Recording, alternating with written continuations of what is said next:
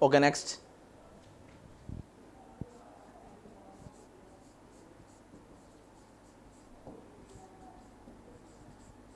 Electric field due to a system of point charges. Due to a system of point charges. Field due to a system of point charges. Superposition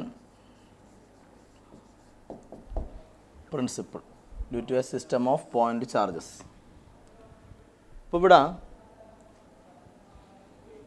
ഒരു Q1 എന്നുള്ളൊരു charge, ഒരു point charge, Q2, Q3 അങ്ങനെ etcetera Qn വരെ കുറേ point ചാർജുകൾ വിചാരിക്കുക. Point ചാർജുകൾ fixed point ചാർജുകളാണെന്ന് വിചാരിക്കൂ. Okay, അപ്പോൾ നമ്മൾ ഒരു പോയിൻ്റിലുള്ള ഒരു P എന്ന് പറയുന്ന ഒരു പോയിൻ്റ് എടുത്തു. Consider A point P. അപ്പോൾ നമ്മൾ കാണാൻ പോകുന്നത് ഈ P എന്നുള്ള ആ പോയിൻ്റിലുള്ള ഇൻറ്റൻസിറ്റി ഓഫ് ഇലക്ട്രിക് ഫീൽഡാണ്. പിയിലുള്ള ഇൻറ്റൻസിറ്റി ഓഫ് ഇലക്ട്രിക് ഫീൽഡ്. അപ്പോൾ ഈ ഡിസ്റ്റൻസ് ഞാൻ R1 എന്ന് എടുത്തു. R1. ഓക്കെ, അങ്ങനെയാണ് ഇതൊക്കെ പോസിറ്റീവ് ചാർജാണെന്ന് വിചാരിക്കും. പോസിറ്റീവ് ചാർജ് ആണെങ്കിൽ ഞാൻ പറഞ്ഞു, പോസിറ്റീവ് ചാർജ് ആണെങ്കിൽ ഫീൽഡ് എവേ ആണ്. അപ്പോൾ ഇതിൻ്റെ ഫീൽഡ് P എന്നുള്ള പോയിന്റിൽ എവേ ഫീൽഡ്. തൽക്കാലം ഞാൻ അതിനെ E1 എടുത്തു. വെക്റ്റർ ഫോമിൽ പറയുകയാണെങ്കിൽ 1/4πε0. ഫീൽഡിൻ്റെ ഇക്വേഷൻ എന്തായിരുന്നു? 1/4πε0 Q/r². Q/r² എന്ന് പറയുമ്പോൾ Q1/r1². 1/4πε0 Q/r². വെക്റ്റർ ഫോമിൽ എഴുതുമ്പോൾ യൂണിറ്റ് വെക്റ്റർ ഇടണമല്ലോ അല്ലേ? യൂണിറ്റ് വെക്റ്റർ ഞാൻ ഇവിടെ R1 ക്യാപ്പ് എന്ന് കൊടുത്തു. R1 cap. അതുപോലെ ഈ ഡിസ്റ്റൻസ് നമ്മൾ R2 എന്ന് എടുത്താൽ ഇത് പോസിറ്റീവ് ചാർജ് ആണെങ്കിൽ ഫീൽഡ് എവേ, അങ്ങനെയല്ലേ വരെ E2 അല്ലേ? അപ്പോൾ ഫീൽഡിൻ്റെ ഇക്വേഷൻ എന്ത് വരും? 1/4πε0 Q/r² എന്നുള്ളത് Q2/r2². ഇതേപോലെ Q2/r2². പിന്നെ ഡയറക്ഷൻ മാറി. ഇവിടെ ഡയറക്ഷൻ കാണിക്കാൻ വേണ്ടി R1 ക്യാപ്പ്, ഇവിടെ വേറൊരു ഡയറക്ഷനാണ്. അപ്പോൾ R2 ക്യാപ്പ് എന്ന് കൊടുക്കുക. അങ്ങനെ ഈ പോയിന്റിൽ ഈ ചാർജിൻ്റെ ഒക്കെ അല്ലേ, ഈ എല്ലാ ചാർജിൻ്റെയും ഫീൽഡ് അവിടെ ഉണ്ടാവും. ഈ എല്ലാ ചാർജിൻ്റെയും ഓരോന്നിൻ്റെ അപ്പോൾ E3 ഇതിൻ്റെ ഫീൽഡ് അവേ, ഈ ചാർജിൻ്റെ ഫീൽഡ് E3. അങ്ങനെ ഈ ഒരു പോയിന്റിൽ ഇങ്ങനെ ലാസ്റ്റ് ഇതിൻ്റെ ഫീൽഡ് എക്സെട്ര ഈ ചാർജിൻ്റെ ഫീൽഡ് En വരും. ഓക്കെ, അങ്ങനെയാണെങ്കിൽ ഈ പോയിന്റിലുണ്ടാകുന്ന, അപ്പോൾ ഈ പോയിന്റിൽ ഇങ്ങനെ കുറേ ഓരോ ചാർജിൻ്റെ ഫീൽഡ് വരുമല്ലോ. പക്ഷെ ഇങ്ങനെ ഒരു പോയിന്റിലും ഇങ്ങനെ കുറേ ഫീൽഡുകളൊന്നും ഉണ്ടാവില്ല. ഇതിൻ്റെ എല്ലാം കൂടിയുള്ളൊരു, ഈ എല്ലാ ഫീൽഡിൻ്റെയും കൂടിയുള്ളൊരു നെറ്റ് ഫീൽഡ്, അതായത് റിസൾട്ടൻ്റ് ഇലക്ട്രിക് ഫീൽഡാണ് ഈ പോയിന്റിൽ ഉണ്ടാവുക. ആ റിസൾട്ടൻ്റ് ഇലക്ട്രിക് ഫീൽഡ് എന്ന് പറയുന്ന ഒരു ഫീൽഡേ അവിടെ ഉണ്ടാകും. ഓക്കെ, എന്ന് പറഞ്ഞാൽ ഒരു പോയിന്റിൽ ഒരു ഫീൽഡേ ഉണ്ടാവും. ഈ പോയിന്റിൽ ഈ ഇലക്ട്രിക് ഫീൽഡ് എന്ന് പറയുന്ന സംഭവം ഒരു ഫീൽഡേ ഉണ്ടാവും. അത് എന്ന് പറയുന്നത് ഈ എല്ലാ ഫീൽഡിൻ്റെയും റിസൾട്ടൻ്റ് ഫീൽഡായിരിക്കും. അപ്പോൾ ഈ പോയിന്റിലുള്ള നെറ്റ് ഇലക്ട്രിക് ഫീൽഡ് എന്ന് പറയുന്നത് vector E1 plus vector E2 plus vector E3 plus et cetera plus vector En ആണ് അല്ലേ? അപ്പോൾ resultant electric field equal to the നമ്മൾ മുമ്പേ പറഞ്ഞ ഇത് സം എന്ന് പറഞ്ഞാൽ മാത്രം പോരാ, it is equal to the vector sum എന്ന് പറയണം അല്ലേ? വെക്റ്റർ സം ഉദ്ദേശിക്കുന്ന റിസൾട്ടൻ്റ് ആണ്. അപ്പോൾ ഈ പോയിന്റിലുള്ള net electric field, net intensity of electric field എന്ന് വെച്ചാൽ it is a vector sum of individual electric ഫീൽഡാണ്. ഇപ്പോൾ നെറ്റ് ഇലക്ട്രിക് ഫീൽഡ്, അപ്പോൾ if a number of point charges are present, കുറേ പോയിന്റ് ചാർജസ് ഉണ്ടെങ്കിൽ the net intensity of electric field at a point, ആ പോയിന്റിലുള്ള net intensity of electric field എന്ന് വെച്ചാൽ it is a vector sum of individual electric field ആണ്. Vector some കാണുക എന്ന് വെച്ചാൽ അർത്ഥം എന്തായിരുന്നു? വെക്റ്റർ സം കാണുക എന്ന് പറഞ്ഞ അർത്ഥം നേരിട്ട് അങ്ങ് ആഡ് ചെയ്യലല്ല, റിസൾട്ടൻ്റ് കണ്ടുപിടിക്കണം അല്ലേ? അപ്പോൾ ഇതിൻ്റെ എല്ലാം റിസൾട്ടൻ്റ് ഫീൽഡ് കണ്ടുപിടിക്കണം. ഓക്കെ, അപ്പോൾ ഇതിൽ E1 എന്ന് പറയുമ്പോൾ ഒന്നാമത്തെ ചാർജിൻ്റെ ഫീൽഡ് E1, ഇക്വേഷൻ എന്തായിരുന്നു? 1/4πε0 ഫീൽഡിൻ്റെ ഇക്വേഷൻ എന്താണ്? ക്യൂ ബൈ ആർ സ്ക്വയർ ആണ്. അപ്പോൾ Q1/R1 square R1 plus 1/4πε0 Q2/R2 square R2 plus et cetera plus last എഴുതി ഈ എൻ ആണ് പറയുന്നത് 1/4πε0 Qn/Rn സ്ക്വയർ അല്ലേ, Q/R സ്ക്വയർ ലാസ്റ്റത്തെ Qn/Rn സ്ക്വയർ ഇൻറ്റു ഒരു Rn ക്യാപ്പ് എന്ന് കൊടുക്കാം. ഇതിൽ നിന്നൊക്കെ 1/4πε0 ടേക്ക് ഔട്ട് സൈഡ്. അപ്പോൾ എന്ത് കിട്ടും? Q1/R1 square R1 plus Q2/R2 square R2 plus et cetera plus Qn/Rn square Rn. അപ്പോൾ electric field intensity of electric field equal 1/4πε0. Okay, ഇത് നമ്മൾ സിഗ്മ വെച്ച് എഴുതിക്കൂടെ ഇങ്ങനെ, സിഗ്മ I = 1 to n അല്ലേ, I = 1 to n. ഇതെങ്ങനെ എഴുതാം? Q1 എന്നുള്ളത് QI എന്ന് എഴുതാം അല്ലേ, QI/R1 സ്ക്വയർ എന്നുള്ളത് RI സ്ക്വയർ എന്ന് എഴുതാം, R1 എന്നുള്ളിടത്ത് RI എന്ന് എഴുതാം. ഇങ്ങനെ എഴുതാം അല്ലേ. ഇതിൽ ഇങ്ങനെ എഴുതിയാൽ അർത്ഥം എന്താണ്? ആദ്യം I = 1 to n ആണ്. I = 1 to n എന്ന് പറയുമ്പോൾ ആദ്യം Iക്ക് 1 കൊടുക്കുക, ഈ I കാണുന്നിടത്തൊക്കെ 1 കൊടുക്കുക. അപ്പോൾ എന്ത് വരും? I കാണുന്നിടത്ത് 1 കൊടുത്താൽ Q1/R1 സ്ക്വയർ R1. പിന്നെ സിഗ്മ വെച്ച് ചെയ്യുന്നതിൻ്റെ അർത്ഥം എന്താ? ഇങ്ങനെയുള്ള കുറേ ടേമുകൾ തമ്മിൽ എന്ത് ചെയ്യുന്നു? ആഡ് ചെയ്യുന്നു, പ്ലസ് ചെയ്യുന്നു അല്ലേ. അപ്പോൾ ആദ്യം Iക്ക് 1 കൊടുക്കും, Iക്ക് 1 കൊടുത്താൽ Q1/R1 സ്ക്വയർ R1 പിന്നെ പ്ലസ് പിന്നെ Iക്ക് 2 കൊടുക്കണം, Iക്ക് 2 കൊടുക്കുമ്പോൾ Q2/R2 സ്ക്വയർ R2 പിന്നെ പ്ലസ്. അങ്ങനെ ചെയ്ത് ലാസ്റ്റ് ഐൻ്റെ സ്ഥാനത്ത് n കൊടുക്കണം. I = 1 to n ആണ്. അപ്പോൾ ലാസ്റ്റ് ഐൻ്റെ സ്ഥാനത്ത് n കൊടുക്കണം. അപ്പോൾ ലാസ്റ്റ് Qn/Rn സ്ക്വയർ Rn ആ രൂപത്തിൽ കിട്ടും. അപ്പോൾ ഇതിനിങ്ങനെ എഴുതാം. ഓക്കെ, അപ്പം റിസൾട്ടൻ്റ് ഫീൽഡ് എന്ന് പറയുന്നത് കുറേ പോയിന്റ് ചാർജ് ഉണ്ടെങ്കിൽ റിസൾട്ടൻ്റ് ഫീൽഡ് എന്ന് പറയുന്നത് വെക്റ്റർ സം ഓഫ് ഇൻഡിവിജ്വൽ ഫീൽഡാണ്. ഇതാണ് നമ്മൾ പറഞ്ഞത്. Okay, next intensity of electric field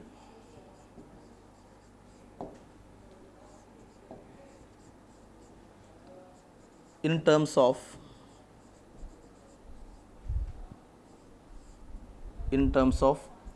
position vector,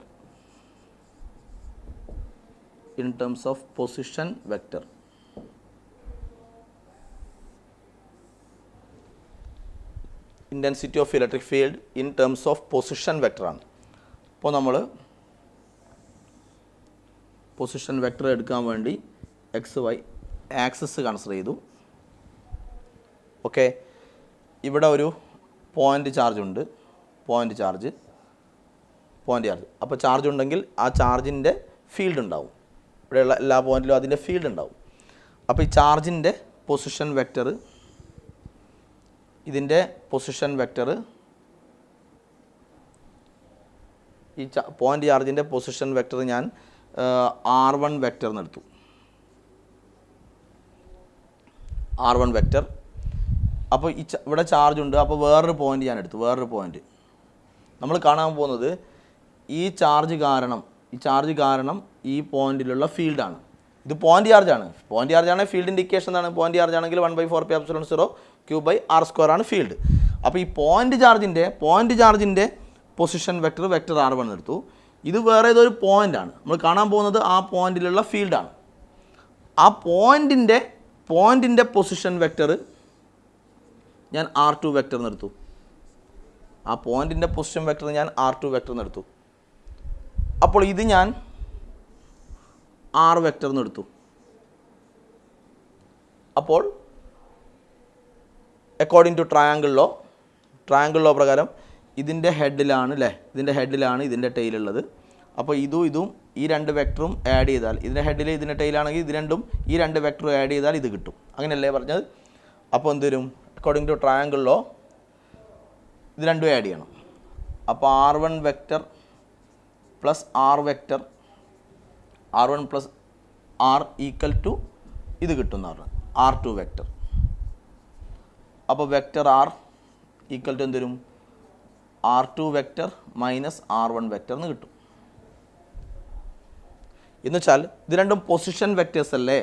ഈ പൊസിഷൻ വെക്റ്റേഴ്സ് തമ്മിലുള്ള ഡിഫറൻസ്, ഇത് തമ്മിലുള്ള ഡിഫറൻസ് എന്ന് പറഞ്ഞാൽ vector R2 minus vector R1, ഇത് പൊസിഷൻ വെക്റ്റർ തമ്മിലുള്ള ഡിഫറൻസ് ആയിരിക്കും ഇത്, ഈ വെക്റ്റർ. ഇനി അത് നമ്മളവിടെ കണ്ടുപിടിച്ച് വെച്ചതാണ്. നമ്മൾ കാണാൻ പോകുന്നതാണ് ഈ ചാർജ് കാരണം, ഈ പോയിൻ്റ് ചാർജ് കാരണം ഇവിടെ ഉണ്ടാകുന്ന ഫീൽഡാണ്. അതാണ് നമുക്ക് കണ്ടുപിടിക്കേണ്ടത്. ഈ പോയിൻ്റ് ചാർജ് കാരണം ഇവിടെ ഉണ്ടാകുന്ന ഇൻറ്റൻസിറ്റി ഓഫ് ഇലക്ട്രിക് ഫീൽഡ്. അപ്പോൾ ഈ പോയിൻ്റ് ചാർജ് കാരണം ഇത് കാരണം ഇവിടെ എന്ന് പറയുമ്പോൾ ഡിസ്റ്റൻസ് ഇതാണ് R. ഈ പോയിൻ്റ് ചാർജ് കാരണം ഇവിടെയുള്ള ഫീൽഡ് അല്ലേ, അപ്പോൾ ഈ ഡിസ്റ്റൻസ് ഇതല്ലേ എടുക്കേണ്ടത്. അപ്പം ഫീൽഡിൻ്റെ ഇക്വേഷൻ എന്ത് വരും? ഓക്കെ, 1/4πε0. ഫീൽഡിൻ്റെ ഇക്വേഷൻ എന്താണ്? 1/4πε0 Q/r² എന്നാണ് അല്ലേ? 1/4πε0 Q/r². ഇനി നമ്മൾ എഴുതുന്നത് വെക്റ്റർ ഫോമിലാണ്. അപ്പോൾ ഒരു R ക്യാപ്പ് കൊടുക്കുക. ഈ ചാർജ് കാരണം ഇവിടെ ഉണ്ടാകുന്ന ഫീൽഡ്, അപ്പോൾ ഡിസ്റ്റൻസ് R ആണ്. ഓക്കെ, അപ്പോൾ Q/r² R ക്യാപ്പ്. ഇനിയോ electric field equal to 1/4πε0 Q/r² എഴുതാടക്കട്ടെ. R ക്യാപ്പ് എന്ന് പറയുമ്പോൾ എന്താണ്? R ക്യാപ്പ് എന്ന് പറയുമ്പോൾ വെക്റ്റർ R ബൈ R അല്ലേ?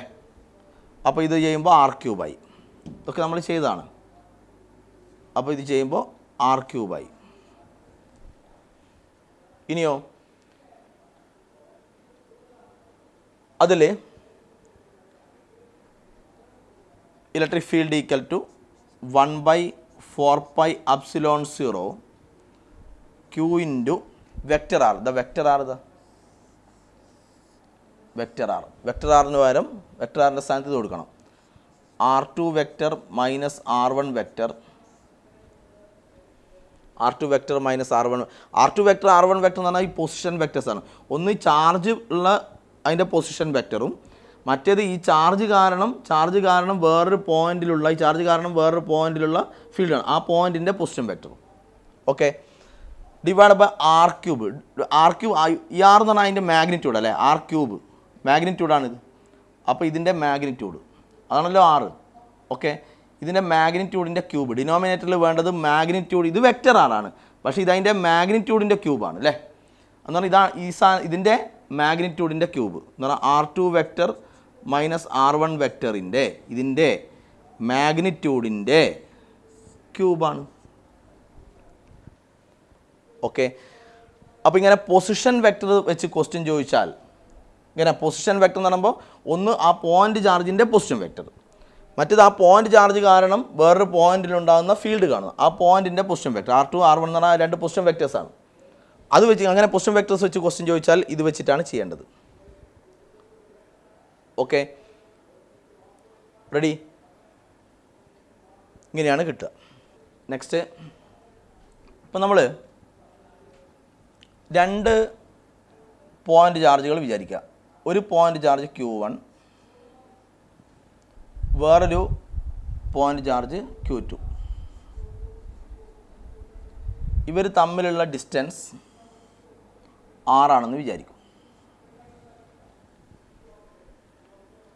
ഓക്കെ, ഈ പോയിൻ്റ് ചാർജിൻ്റെ മുകളിൽ ആക്ട് ചെയ്യുന്ന ഫോഴ്സാണ് ഞാൻ എഴുതുന്ന ഫോഴ്സ്. ഈ ഫോഴ്സ് എന്ന് പറയുമ്പം it is the force on Q2 ആണ് അല്ലേ? Q2ൻ്റെ മുകളിലല്ലേ? അപ്പോൾ ഫോഴ്സ് ഓൺ Q2 ആണ് അല്ലേ?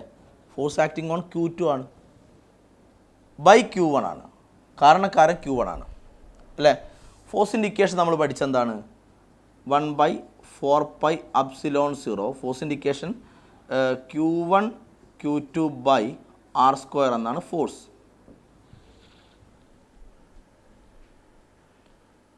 ഓക്കെ, അങ്ങനെയാണെങ്കിൽ നമ്മളൊരു കാര്യം ചെയ്യുന്നു. ഇതാണല്ലോ ഫോഴ്സിൻ്റെ ഇക്വേഷൻ. അതിന് പകരം ഞാൻ എന്ത് ചെയ്യുന്നു വെച്ചാൽ ഇവിടെ തൽക്കാലം ഈ ചാർജിനെ ഞാൻ ഒഴിവാക്കി. ഇവിടെ Q1 എന്ന് പറയുന്നൊരു ചാർജുണ്ട്, പോയിൻ്റ് ചാർജുണ്ട്. ഈ പോയിൻ്റ് ചാർജ് കാരണം ഈ Q1 കാരണം ഇവിടെ ഉണ്ടാകുന്ന ഫീൽഡ് എത്രയാണ്? Q1 കാരണം ഇവിടെ ഉണ്ടാകുന്ന ഫീൽഡ്, Q1 എന്നുള്ള ഈ പോയിൻ്റ് ചാർജ് കാരണം ഈ പോയിന്റിൽ ഉണ്ടാകുന്ന ഫീൽഡ്, അതിന് ഞാൻ E1 എന്ന് വിളിക്കുന്നത്. E1. അപ്പോൾ E1 എന്താണ്? E1 is the intensity of electric field. Intensity of electric field at this point. ഈ പോയിന്റിലുള്ള ഫീൽഡ് ഡ്യൂ ടു Q1 കാരണം ഇവിടെ ഉണ്ടാകുന്ന ഫീൽഡ് Q1 കാരണമാണ്. അപ്പോൾ ഇക്വേഷൻ എന്താണ്? ഫീൽഡിൻ്റെ ഇക്വേഷൻ എന്നാ? ഫീൽഡിൻ്റെ ഇക്വേഷൻ 1/4πε0 1/4πε0 Q/r² ആണ്. Q/r². ഫീൽഡ് ഉണ്ടാക്കുന്ന ആരാ? Q1 ആണ്. ഈ Q1 കാരണം ഇവിടെ ഉണ്ടാകുന്ന ഫീൽഡാണ്. അപ്പോൾ Q/r² എന്നുള്ളത് Q1/r² ആണ്. ഇതാണ് അവിടെ ഉണ്ടാകുന്ന Q1ൻ്റെ ഫീൽഡ് 1/4πε0 Q1/r² ആണ്. അപ്പോൾ ഇതിൻ്റെ അകത്ത് 1/4πε0 Q1/r² എന്താണ്? 1/4πε0 Q1/r² എന്ന് പറയുന്നത് ഈ Q1ൻ്റെ അവിടെ ഉണ്ടാകുന്ന ഫീൽഡാണ്. ഓക്കെ, അങ്ങനെയാണെങ്കിൽ F21 = ഈ ഫീൽഡിനെ ഞാൻ E1 എടുത്തു. E1 എന്ന് പറയുമ്പോൾ Q1ൻ്റെ ഫീൽഡാണ്. അപ്പോൾ ഇത് E1, Q2, E1 Q2 അല്ല Q2, അത് ഞാൻ Q2 എഴുതി. Q2 ഇത് E1 ആണ്. അപ്പോൾ ഫോഴ്സിന് ഇങ്ങനെ ഒരു ഇക്വേഷൻ കിട്ടിയില്ലേ? ഓക്കെ, ഇവിടെ ഒരു Q2 ഉണ്ട്. ആ Q2ൻ്റെ മുകളിൽ ആക്ട് ചെയ്യുന്ന force on Q2 by Q1. Q1 കാരണം Q2ൻ്റെ മുകളിലുണ്ടാകുന്ന ഫോഴ്സിന് ഇങ്ങനെ ഇക്വേഷൻ എഴുതി. Q2 E1. അപ്പോൾ ഈ ഫോഴ്സ് ആരെ മുകളിലാണ്? ഈ ഫോഴ്സ് ആക്ട് ചെയ്യുന്നത് Q2ൻ്റെ മുകളിലല്ലേ? Q2 E1 ആരെ ഫീൽഡാണ്? ആ E1 എന്ന് പറയുന്നത് ഈ Q1ൻ്റെ ഫീൽഡാണ്. അപ്പം നിങ്ങൾ മനസ്സിലാക്കേണ്ടത് ഈ Q1ൻ്റെ ഫീൽഡ് അവിടെയുണ്ട്. Q1ൻ്റെ ഫീൽഡാണ് E1. അത് കാരണമാണ് ഈ ചാർജിൻ്റെ മുകളിൽ ഫോഴ്സ് ആക്ട് ചെയ്യുന്നത്. എന്നുവെച്ചാൽ it is a force on Q2 due to the field of Q1. Q1ൻ്റെ ഫീൽഡ് കാരണം Q2ൻ്റെ മുകളിൽ ആക്ട് ചെയ്യുന്ന ഫോഴ്സായത്.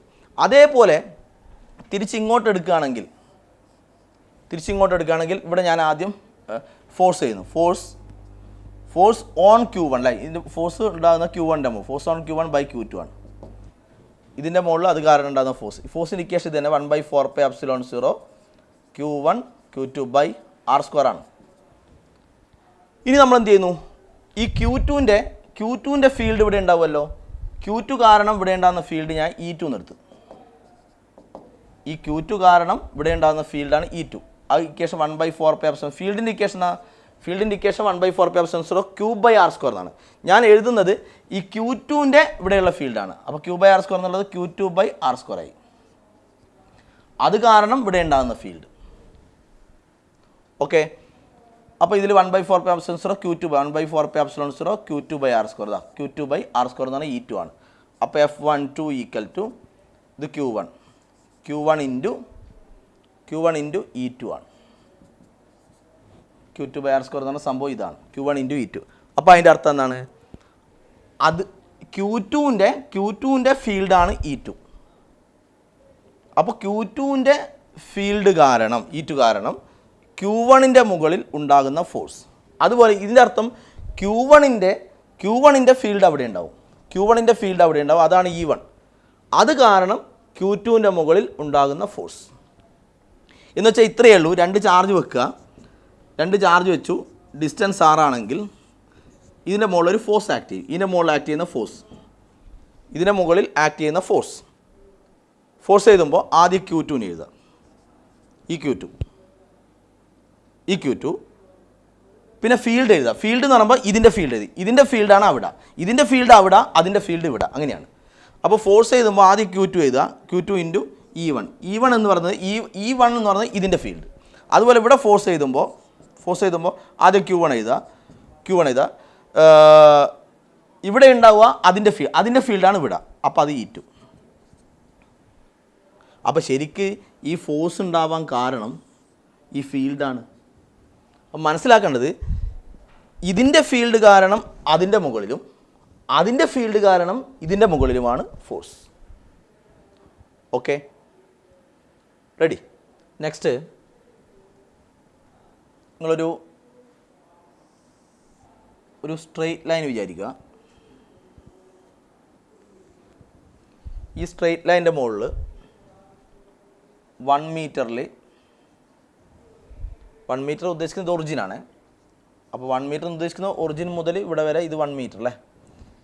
ഇവിടെ ഒരു 1 കുളമ്പ് ചാർജ് ഉണ്ട്. പിന്നെയുള്ളത് 2 മീറ്ററിൽ ഒരു 1 കുളമ്പ് ചാർജ് ഉണ്ട്. പിന്നെ 4 മീറ്ററിൽ ഒരു 1 കുളമ്പ് ചാർജ് ഉണ്ട്. പിന്നെ 8 മീറ്ററിൽ ഒരു 1 കുളമ്പ് ചാർജ് ഉണ്ട്. അങ്ങനെ ഇത് റിപ്പീറ്റ് ചെയ്യുന്ന ടെൻഡിങ് അപ് ടു ഇൻഫിനിറ്റി ആണ്. അപ് ടു ഇൻഫിനിറ്റി വരെ ഉണ്ട്. ചോദ്യം, ക്വസ്റ്റ്യൻ ഇതാണ്: find electric field at point O. Find electric field at point O. ഇതാണ് ക്വസ്റ്റ്യൻ. ഈ ഓയിലുണ്ടാകുന്ന ഒ എന്നുള്ള പോയിന്റിലുള്ള ഇലക്ട്രിക്, ഇതൊക്കെ കുറേ പോയിന്റ് ചാർജുകൾ ഇങ്ങനെ വെച്ചിട്ടുണ്ട്. ഓയിലുണ്ടാകുന്ന ഫീൽഡ്. ഓക്കെ, അപ്പോൾ ഇതൊക്കെ പോസിറ്റീവ് ചാർജാണെന്ന് ചോദിച്ചാൽ അല്ല +1 കുളമ്പാന്ന് വിചാരിച്ചോ. ഓക്കെ, അപ്പോൾ ഈ +1 കുളമ്പ് കാരണം ഓയിലുണ്ടാകുന്ന ഫീൽഡ് ഇങ്ങോട്ടായിരിക്കും, അവേ ആയിരിക്കും. പോസിറ്റീവ് അല്ലേ? പോസിറ്റീവാണ് ഫീൽഡ് അവേ അല്ലേ, E1. ഇതിൻ്റെ ഫീൽഡ് ഇങ്ങോട്ട് അവേ അല്ലേ വരിക, പോസിറ്റീവ് ആകുമ്പോൾ അവേ. ഫീൽഡിൻ്റെ ഇക്വേഷൻ എന്തായിരുന്നു? ഫീൽഡിൻ്റെ ഇക്വേഷൻ 1/4πε Q/r. ഇതാണ് r 1 മീറ്ററാണ്. ഈ കേസിൽ r 2 മീറ്ററാണ്. എല്ലാ കേസിലും Q 1 കുളമ്പ്, എല്ലാ ക്യൂവും 1 കുളമ്പാണ്. ഈ കേസിൽ r എന്ന് പറയുന്നത് 4 മീറ്ററാണ്. ഒറിജിൻ മുതലല്ലേ മെഷർ ചെയ്യുക. ഓക്കെ, അങ്ങനെയാണ് ഇതിൻ്റെ ഫീൽഡ് എവേ ആയിരിക്കും. ഇതും പോസിറ്റീവാണ്. പോസിറ്റീവ് ആകുമ്പോൾ ഫീൽഡ് എവേ ആയിരിക്കും. ഇവിടെ ഉണ്ടാകുന്ന ഫീൽഡ് E2 എവേ ആയിരിക്കും. ഇതിൻ്റെ ഫീൽഡ് എവേ. അതുപോലെ അത് കാരണം ഇവിടെ ഉണ്ടാകുന്ന ഫീൽഡ് എവേ. അങ്ങനെ എല്ലാ ഫീൽഡും എവേ ആയിരിക്കും. എല്ലാം പോസിറ്റീവ് ആയതുകൊണ്ട് ഫീൽഡ് എവേ അല്ല. അപ്പോൾ all are in same direction. Same direction ആയതുകൊണ്ട് ടോട്ടൽ ഫീൽഡ് കാണാൻ, എല്ലാം സെയിം ഡയറക്ഷൻ ആയതുകൊണ്ട് ടോട്ടൽ ഫീൽഡ് കാണാൻ എല്ലാം തമ്മിൽ ആഡ് ചെയ്താൽ മതി. ഓക്കെ, അപ്പോൾ ഫീൽഡിൻ്റെ ഇക്വേഷൻ എന്താണ്? 1/4πε0 Q/r². ഇവിടെ Q എത്രയാണ്? Q1 1/r 1 തന്നെ. അപ്പോൾ Q/r² എന്നുള്ളത് Q1 ആണ്. 1/Q/r². r എന്ന് പറഞ്ഞാൽ ഈ ഡിസ്റ്റൻസ് 1 മീറ്ററാണ്. അപ്പോൾ Q/r² എന്നുള്ളത് 1² ഡിസ്റ്റൻസ് 1 ആണ്. അടുത്ത പ്ലസ്, അടുത്ത 1/4πε0. അപ്പോൾ 1/4πε0 എല്ലാത്തിലും വരും അല്ലേ, അതുകൊണ്ട് കോമൺ ആയിട്ട് എടുത്തു. അപ്പോൾ 1/4πε0 Q/r². Q1 ആണ്. Q1/r². ഈ കേസിൽ r2 ആണ്. അപ്പോൾ Q/r² എന്നുള്ളത് 2² r2 ആണ്. Q1 പ്ലസ് അടുത്ത 1/4πε0 കോമൺ ആയിട്ട് ഇവിടെ ഉണ്ട്. 1/4πε0 Q/r². Q1 തന്നെ r². r ഈ കേസിൽ r എത്രയാണ്? 4 ആണ്. 4 മീറ്ററാണ്. അപ്പോൾ 4². അടുത്ത Q1 തന്നെ r 8 മീറ്റർ വരും. ഇത് ടോട്ടൽ 8 മീറ്റർ വരും. അപ്പോൾ 8² വരും. Plus etcetera tending up to infinity. Okay, അപ്പോൾ ഇതിൽ E= 1/4πε0 എന്ന് പറയുമ്പോൾ നമുക്കറിയാം 9 × 10⁹ ആണ്. ഇൻറ്റു 1 + 1/4 + 1/4² പ്ലസ് ഇത് 1/8² എന്ന് പറഞ്ഞാൽ 1/64 അല്ലേ. 1/64 എന്ന് പറയുമ്പോൾ 1/64 എന്ന് പറയുമ്പോൾ നമുക്ക് 4³ എന്ന് എഴുതാം അല്ലേ. 4³ പ്ലസ് എറ്റ്സെട്ര.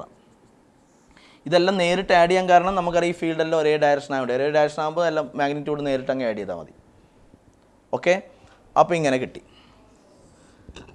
ഇനി ഇതിൽ 1 + 1/x + 1/x² plus 1/x³ plus et cetera.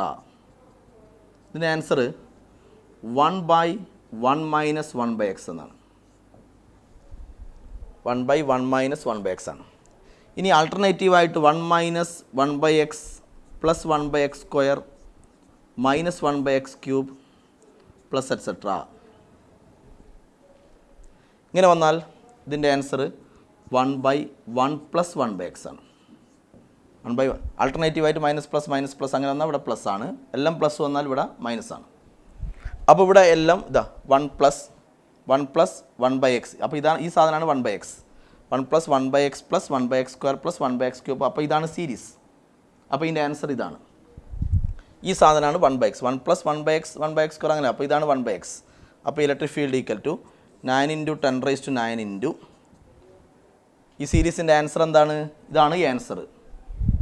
1/1 - 1/x.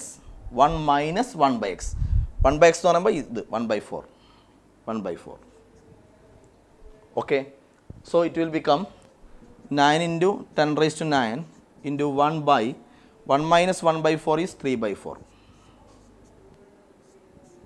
Okay, ഇത് ക്യാൻസൽ ചെയ്താൽ 3. പിന്നെ 4 ന്യൂമറേറ്ററിലേക്ക് 4 × 3 12 × 10⁹ വരും. ഇതായിരിക്കും electric field. Electric field at origin, ഈ ഒറിജിനിലുണ്ടാവുന്ന intensity of electric field. Okay, electric ഫീൽഡിൻ്റെ യൂണിറ്റ് N/Coulomb നമ്മൾ പറഞ്ഞതാണ്. Intensity of electric field unit N/Coulomb ആണ്. Okay, yes.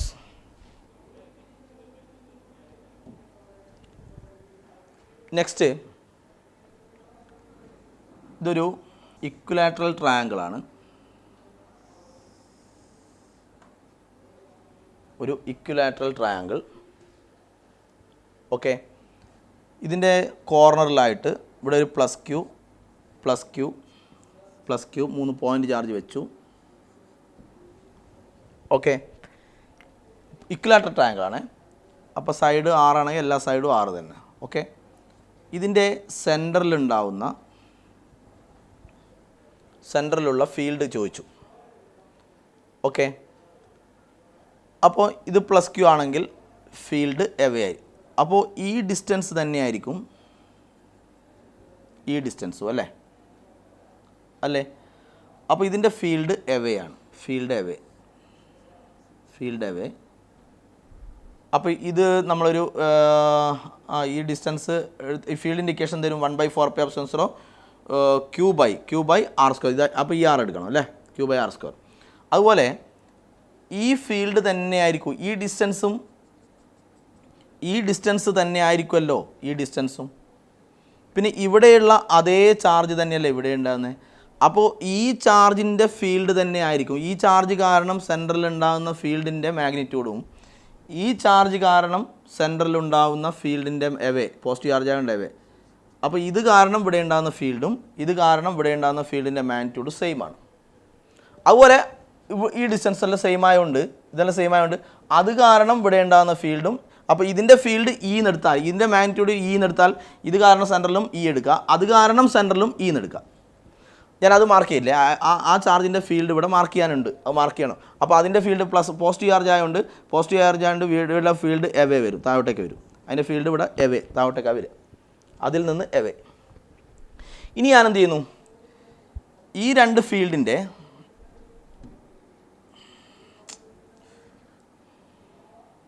അപ്പോൾ ഇതിൻ്റെ ഫീൽഡ് ഇത് കാരണം ഇവിടെ ഉണ്ടാകുന്ന ഫീൽഡ്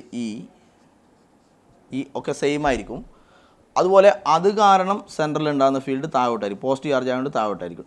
അപ്പോൾ ഇങ്ങനെ വരും. ഇങ്ങനെയാണ് ഇക്വേഷൻ ഇത് മൂന്നും വരുന്നത്. ഇനി അങ്ങനെ ടോട്ടൽ ആംഗിൾ 360 അല്ലേ, അങ്ങനെ വരുമ്പോൾ ഇത് 120 വരും. 120 + 120 240 120 360. അപ്പോൾ ഈ ആംഗിൾ 120 വരും. ഓരോ ആംഗിളും 120 വരും. ഇനി ഞാൻ എന്ത് ചെയ്യുന്നു, ഈ ഫീൽഡും തമ്മിലുള്ള റിസൾട്ടൻ്റ് കാണുന്നു. ഏതെങ്കിലും രണ്ട് ഫീൽഡ് എടുക്കുക, നിങ്ങൾക്ക് ഇഷ്ടമുള്ള രണ്ട് ഫീൽഡ് എടുക്കുക. ആ രണ്ട് ഫീൽഡിൻ്റെ റിസൾട്ടൻ്റ് കാണുകയാണെങ്കിൽ ഈ രണ്ട് ഫീൽഡിൻ്റെ റിസൾട്ടൻ്റ് കാണുമ്പോൾ ആംഗിൾ 120 അല്ലേ. അപ്പോൾ ഇങ്ങനെയുള്ള ഒന്ന് മറ്റേതും തന്നെ വിചാരിക്കുക. ഈ രണ്ട് ഫീൽഡ് ഇയും ആംഗിൾ 120. അങ്ങനെ വരുമ്പോൾ ഇതിൻ്റെ പാരലോഗ്രാം ലോ വഴി ഇതിൻ്റെ റിസൾട്ടൻ്റ് കാണാം. റിസൾട്ടൻ്റ് എങ്ങനെ വരും, റിസൾട്ടൻ്റ് ഈക്വൽ ടു √, അല്ലേ, A² പ്ലസ്, അപ്പോൾ A² എന്നല്ല E² പ്ലസ് E² അല്ലേ, √A² + B² പ്ലസ് 2AB എന്ന് പറയുമ്പോൾ EE 2AB cos തീറ്റ എത്രയാണ്, ഇവർ തമ്മിലുള്ള ആംഗിൾ 120 ആണ്. ഓക്കെ, അപ്പോൾ root of E square plus E square plus 2e² cos 120 എന്ന് പറയുമ്പോൾ -1/2 ആണ്. അപ്പോൾ ഇത് ക്യാൻസലായി. അപ്പോൾ ഇത് -e²ഉം ഇത് e², -e²ഉം പോയി. അപ്പോൾ റൂട്ട് ഓഫ് e² എന്ന് പറഞ്ഞാൽ ഈ തന്നെ അല്ലേ, റൂട്ട് ഓഫ് e² എന്ന് പറയുമ്പോൾ ഈ തന്നെ. ഇതൊക്കെ നിങ്ങൾ കഴിഞ്ഞ പ്രാവശ്യം പഠിച്ച, അതായത് ഇത് രണ്ടും സെയിം ആവുക, ഇത് രണ്ടും സെയിം ആവണേ, അങ്ങനെ രൂപത്തിൽ വരണം, രണ്ടും സെയിം ആവണം. പിന്നെ അവർ തമ്മിൽ ആംഗിൾ 120 വന്നാൽ, അപ്പോൾ ഇത് രണ്ടും സെയിം ആണ്, അങ്ങനെ സെയിം ആണ്. പിന്നെ ഇവർ തമ്മിൽ ആംഗിൾ 120 വന്നാൽ അതിൻ്റെ റിസൾട്ടൻറ്റ് തന്നെ ആയിരിക്കും. എന്ന് പറഞ്ഞാൽ ആംഗിൾ 120 വന്നാൽ റിസൾട്ടൻറ്റ് തന്നെ ആയിരിക്കും എന്നാണ് പറഞ്ഞത്. റിസൾട്ടൻറ്റ് എന്ന് പറഞ്ഞ സംഭവം തന്നെ ആയിരിക്കും. എന്ന് വെച്ചാൽ ഈ രണ്ട് ഫീൽഡിൻ്റെ പാരലലോഗ്രാം ലോ അപ്ലൈ, ഇതിന് പാരലായിട്ട് ഇവിടെ വരച്ചു, അതുപോലെ ഈ സൈഡ് ഇങ്ങനെയാണുള്ളത്, ഇതിന് പാരലായിട്ട് ഇവിടെയും വരച്ചു. നമ്മളിപ്പോൾ എന്താ പറഞ്ഞത്, ഇവർ തമ്മിൽ ആംഗിൾ 120 ആയതുകൊണ്ട് അതിന് പാരലോഗ്രാമിൻ്റെ ഡയഗണലാണ് റിസൾട്ടൻ്റ് അല്ലേ. പറഞ്ഞെന്താണ്, ആംഗിൾ 120 ആയതുകൊണ്ട് ഈ റിസൾട്ടൻ്റ് എന്ന് പറയുന്ന സംഭവം റിസൾട്ടൻ്റ് തന്നെയാണെന്ന് പറഞ്ഞു. എന്ന് പറഞ്ഞാൽ ഈ രണ്ടെണ്ണത്തിൻ്റെ റിസൾട്ടൻ്റ് തന്നെയാണ്. ആംഗിൾ 120 റിസൾട്ടൻ്റ് തന്നെയാണ്. ഇനി ആ എന്ന് വെച്ചാൽ ഈ രണ്ട് ഫീൽഡിൻ്റെ റിസൾട്ടൻറ്റും പിന്നെ ഈ ചാർജ് കാരണം ഇവിടെ ഉണ്ടാകുന്ന ഫീൽഡ് തന്നെയല്ലേ. അപ്പോൾ ഈ രണ്ട് ഫീൽഡിൻ്റെ റിസൾട്ടൻറ്റ് ആണ്, പിന്നെ ഇതിൻ്റെ ഫീൽഡും ആണ്. അത് ഡൗൺവേർഡും ഇത് അപ്വേർഡും. അപ്പോൾ ഇവർ തമ്മിൽ ക്യാൻസലാവും. അപ്പോൾ ഇവിടെ സെൻറ്ററിൽ ഉണ്ടാകുന്ന ഫീൽഡ് എല്ലാം ക്യാൻസലായി. അപ്പോൾ ഇവിടെ സെൻറ്ററിൽ ഉണ്ടാകുന്ന ഫീൽഡ് 0 ആയിരിക്കും. എന്ന് വെച്ചാൽ രണ്ട് ഫീൽഡിൻ്റെ ഏതെങ്കിലും രണ്ട് ഫീൽഡ് എടുക്കുക, ആ രണ്ട് ഫീൽഡിൻ്റെ റിസൾട്ടൻറ്റ് ഫീൽഡും ഈ മൂന്നാമത്തെ ഫീൽഡും തമ്മിൽ എന്തായി ക്യാൻസൽ. രണ്ടെണ്ണത്തിൻ്റെ റിസൾട്ടൻറ്റും ഈ മൂന്നാമത്തെ ഫീൽഡും തമ്മിൽ ക്യാൻസലായി. അങ്ങനെ ഇവിടെ ഉണ്ടാകുന്ന ഫീൽഡ് 0 ആയിരിക്കും, സെൻറ്ററിൽ ഉണ്ടാകുന്ന ഫീൽഡ് 0 ആയിരിക്കും. Okay, ready? അപ്പോൾ ഇതൊക്കെ നോക്കിയിട്ട് വരിക. ഓക്കെ.